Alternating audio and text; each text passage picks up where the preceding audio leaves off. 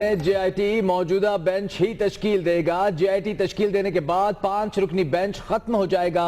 Case की दूसरी समाअत के लिए चीफ जस्टिस नया बेंच तश्कील देंगे। JIT अपनी रिपोर्ट नए बेंच को पेश करेगी। नए बेंच में इख्तलाफी नोट देने वाले जजेस शामिल नहीं होंगे। तो पनामा केस में JIT मौजूदा बेंच ही तश्कील देगा और JIT तश्कील देने के बाद ये 5 रुकनी बेंच खत्म हो जाएगा और केस की दूसरी समाअत के लिए चीफ जस्टिस एक नया बेंच तश्कील देंगे। इसी बारे में मजीद बात करेंगे। हमारे नुमाइंदे मोहम्मद अशफाक हमारे साथ लाइन पर मौजूद हैं। अशफाक, अपडेट कीजिएगा इस सारे प्रोसेस के हवाले से। जी बिल्कुल, आज सुप्रीम कोर्ट ने पनामा लीक्स के हवाले से फैसला सुना दिया है और उसमें 3 जजों ने अक्सरियती राय से फैसला खुद सुनाया, जबकि जो दूसरे 2 जजेस हैं उन्होंने वजीर आजम को नाअहल करार देने की सिफारिश की है।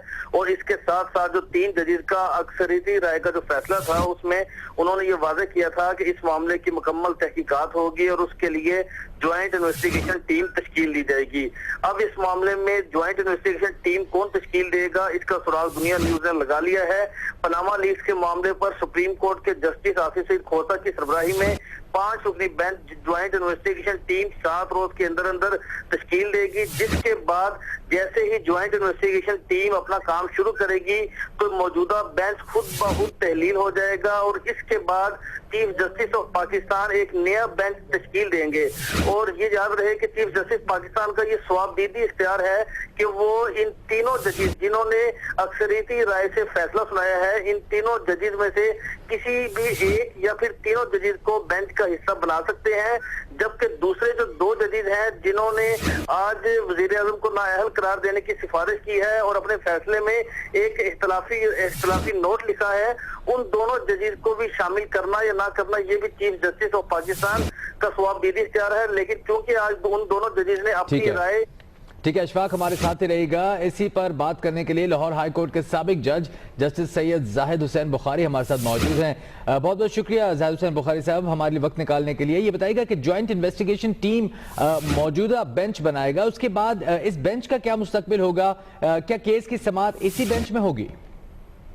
गुजारिश है जी कि JIT तो बन चुकी है, क्योंकि इस जजमेंट में उन्होंने ओहदेदार नामजद कर दिए हैं और इख्तियारात उनके हेड्स को दिए हैं कि वो फला क्वालिफिकेशंस के जो अफसरान हैं उनको नामजद कर दें। तो बेंच तो उस मेरी नजर में JIT तो तश्कील पा चुकी, खदोखाल अदालत ने दे दिए हैं। अब रहेगी बात जहां तक बेंच की समाअत का सवाल है, तो इस बेंच ने अपनी जजमेंट जो है वो आप देखें तकसीम शुदा दी है। 3 जजेस ने एक अपना व्यू दिया है, 2 जजेस ने उससे इख्तलाफ किया है। तो इस बेंच ने ये काम तो तकमील कर दिया।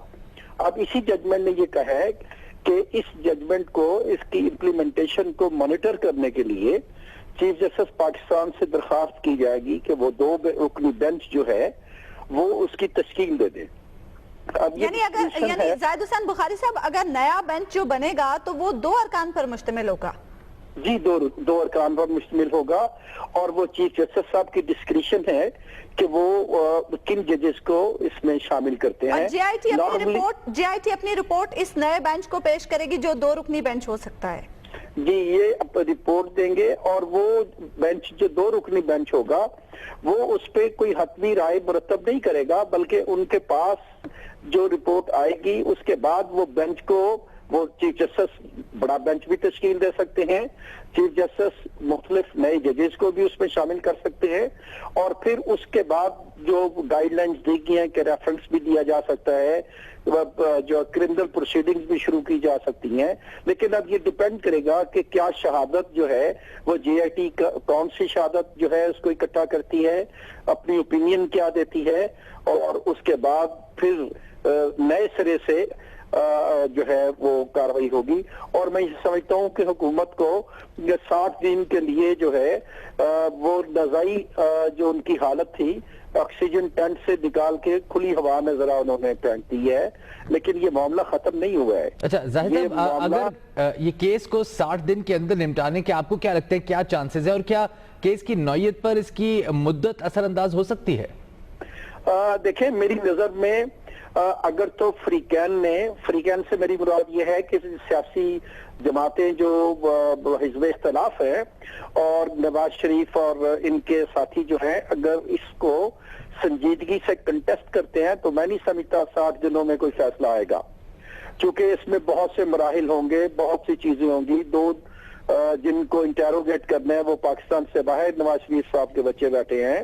नवाज शरीफ साहब को भी अगर वो बुलाना चाहेंगे तो ये अजीब सा खेल है। और मैं ये समझ रहा हूं कि अगर नैब का चेयरमैन जो है वो नहीं कर सकता जो है इस इन्वेस्टिगेशन को तो फिर नैब का मेंबर वहां बैठाना इस जेआईटी में उसका क्या तर्जुमा है और उसका क्या मकसद है।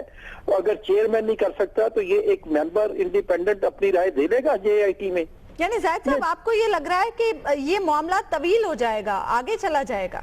मैं ये समझता हूं कि ये स्ट्रेटजीज पे लाहे अमल पे होगा कि नवाज शरीफ के वकला क्या लाहे अमल तैयार करते हैं। और कानून में बहुत से रास्ते हैं जो 60 दिन इस जेआईटी की रिपोर्ट को आने में ताखीर की जा सकती है।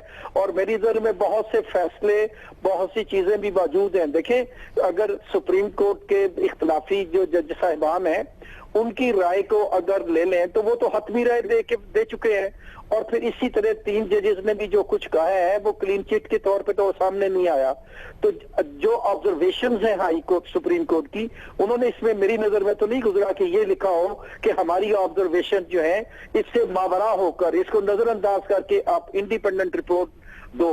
तो अगर तो क्लैरिफिकेशन नवाज शरीफ या उनकी जमात नहीं लेती और वो सुप्रीम कोर्ट में मेरी नजर में पिटिशन दायर कर सकते हैं कि जनाब ये जो आपने कैटेगोरिकल ओपिनियन हमारे खिलाफ जो दी है, इनकी मौजूदगी में जब तक ये रिमार्क्स आप हज़फ नहीं करते हैं जेआईटी अपनी ओपिनियन, आजादाना ओपिनियन नहीं दे सकती। तो मेरी नजर में ये एक पिटीशन ही एक अगर सुप्रीम कोर्ट में आ जाए और नवाज शरीफ के वकला अगर दे दें तो ये इसी से ताखीर जो है वो शुरू हो जाएगी। इसलिए मैं कह रहा हूँ कि ये वकला की स्ट्रेटजीज पे डिपेंड करेगा कि हाउ दे फेस दिस। अच्छा जाहिद साहब, जो